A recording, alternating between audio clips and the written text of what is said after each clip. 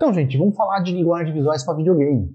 E para falar de linguagem visual para videogame, a gente precisa falar de linguagem visual, né? Entender esses tijolinhos que constroem as mensagens e as imagens que a gente vê por aí, né? Para a gente entender como a gente consegue colocar essas mensagens nessas imagens que a gente transmite com os nossos videogames, né? E eu gosto sempre de trabalhar com a etimologia das palavras e para isso eu trago aqui o dicionário Wise, para a gente ver o que é a palavra, por que a gente usa a palavra linguagem, por que a gente fala linguagem? Como o Wise fala aí, né, é um substantivo feminino, qualquer meio sistemático de comunicar ideias ou sentimentos através de signos convencionais, sonoros, gráficos, gestuais, etc. Então quer dizer, é uma linguagem, porque é isso, gente, é um conjunto gramatical que a gente articula para transmitir mensagens, né? Sejam elas ideias ou sentimentos. A linguagem pode ser de várias maneiras, no nosso caso aqui, visual. Muito bem. E a linguagem visual, para a gente entender direitinho, para a gente começar a entrar no assunto, vamos entender os elementos da linguagem visual, como eles funcionam, né? Como a gente divide eles analiticamente, como eles funcionam. São 4 os elementos da linguagem visual. São os conceituais, os visuais, os relacionais e os práticos. Tá? A gente divide dessa maneira para a gente poder entender melhor como eles se articulam. Tá? Começando pelos conceituais, e a gente chama de conceituais justamente porque eles só existem em conceito, eles não existem no nosso mundo físico, né? O plano físico eles não existem. E quais são os elementos conceituais da linguagem visual? O ponto, a linha, o plano e o volume. Né? Vai ficar mais claro já por que eles não entendem, não existem no plano físico, eu já vou explicar já. Os visuais, formato, o tamanho, a cor e a textura. Os relacionais, direção, posição, espaço e gravidade. E, finalmente, os práticos, a representação, o significado e a função. Tá? Vamos passar por todos eles e eu vou tentar deixar da maneira mais clara e mais didática possível que a gente possa entender como eles podem funcionar a nosso favor. Os conceituais, né? Ponto, linha, plano, volume. Vamos começar pelo ponto. O ponto. Na linguagem visual, o ponto é como se fosse o átomo da nossa linguagem, né? É a menor unidade de linguagem. Vocês estão vendo um pontinho aí na tela. E por que ele é um elemento conceitual? Porque se a gente pensar bem, o ponto ele não existe fisicamente. Peraí, professor, como assim não existe fisicamente? Não existe. Esse ponto que você está vendo na tela, se a gente começar a ampliar, a gente vai enxergar a estrutura do LCD do monitor que você está olhando. Se a gente continuar ampliando, você vai enxergar as moléculas dos elementos químicos que formam esse LCD, o LED. E aí, até que a gente chegar na estrutura. Então, assim, o ponto ele não existe fisicamente. Todo ponto, na verdade, o ponto nada mais é do que a intersecção de duas linhas.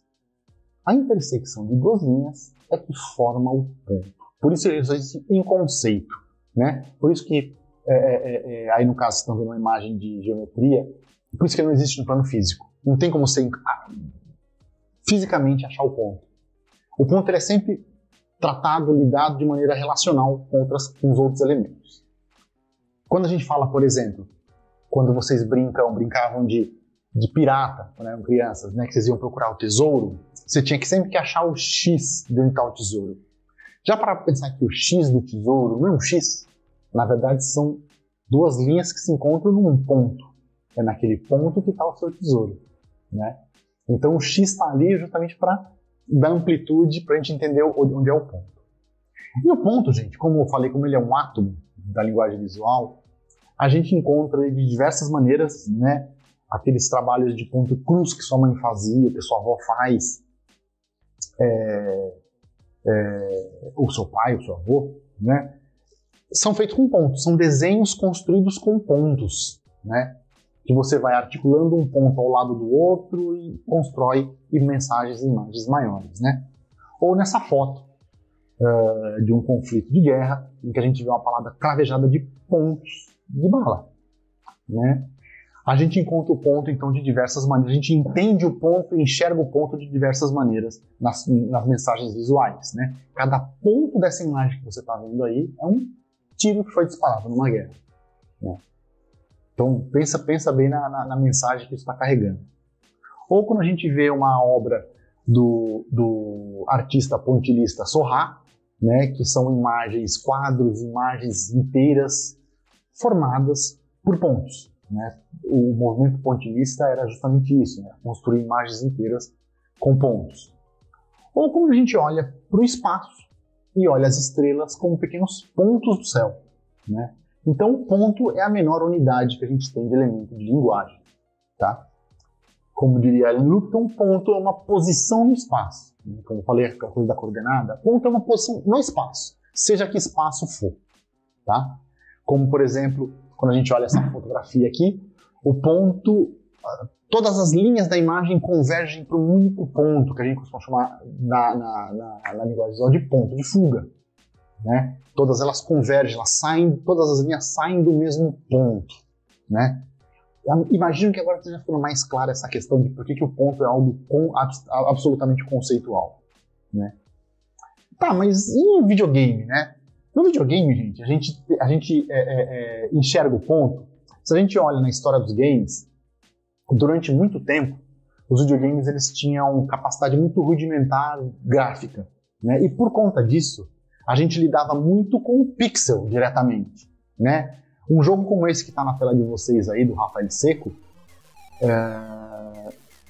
você vê que as mensagens são construídas por pontos, por pixels, e cada pixel é muito importante, porque a tela do ZX Spectrum, que é essa plataforma que vocês estão vendo na tela, só tem 256 por 192 pixels. Então cada um desses pixels, cada um desses pontos tem uma importância muito grande na imagem que vocês estão vendo, na construção da minha imagem.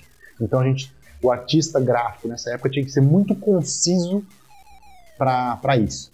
Então nesse caso aqui a gente está lidando com um ponto, com o ponto do ponto de vista da limitação, né? A gente tem uma limitação de hardware que faz a gente trabalhar diretamente com um ponto. Muito diferente de um jogo mais contemporâneo como Shovel Knight, em que a gente vê a pixel art sendo usada simplesmente como expressão visual, né? Os artistas que trabalharam nesse jogo escolheram a linguagem da pixel art por vários motivos, incluindo aspectos de nostalgia por conta de ser uma plataforma clássico, aspectos de expressão gráfica, né, por conta de você trabalhar direto com pixel e com menos pixels na tela, nós trabalhando com pixel art, o pixel é maior, então o ponto ele adquire essa importância expressiva maior, né, você enxerga o ponto. Se você enxerga o ponto, ele tem uma expressividade, uma importância maior, né, na mensagem visual, né? E etc, outros motivos que a gente... Então, assim, a gente lida com o ponto é isso. O ponto é o nosso átomo. O ponto é a menor unidade que a gente tem na linguagem visual. E é conceitual, absolutamente conceitual. O segundo aspecto conceitual que a gente tem é a linha, né? Para a geometria, o que é a linha? A linha é um ponto em movimento, um ponto que se deslocou no espaço, né? Ao fazer isso, o ponto cria uma linha. Ou, na matemática, que diz que uma linha é uma infinitude de pontos. A linha, a gente não crescendo de importância, mas crescendo no modo como se expressa, a linha ela constrói, assim como um ponto, ela constrói. E ela constrói de outras maneiras, né? Aqui a gente tem uma obra do Rembrandt, uma gravura do Rembrandt. E essa gravura, não sei se vocês já tiveram contato com gravura em metal, mas a gravura em metal ela você trabalhar com uma ponta metálica em cima de uma chapa de cobre, você desenha com essa ponta no cobre, fazendo sulcos no cobre. Então é difícil você fazer algo muito gestual. Então o artista trabalha só com linhas retas, como a gente pode perceber nesse detalhe. E com essas linhas retas, trabalhando com essas linhas retas, ele vai construindo todos os outros elementos, né? Então a gente percebe, por exemplo, que com menos linha o espaço fica mais claro, fica mais iluminado, com mais linhas fica mais escuro, mais escurecido, mais enegrecido, então fica uma sombra. e com isso ele vai construindo a imagem dele com linhas, né? Se a gente volta para aquela imagem do Seurat, por exemplo, a gente vê que com linhas ele vai construindo, com pontos ele vai construindo essa linha da margem do rio, né? Então percebam como o ponto e a linha eles têm um aspecto relacional que é assim, pontos muito próximos serão enxergados como linhas, né? Como a gente vê nesse trabalho do Seurat.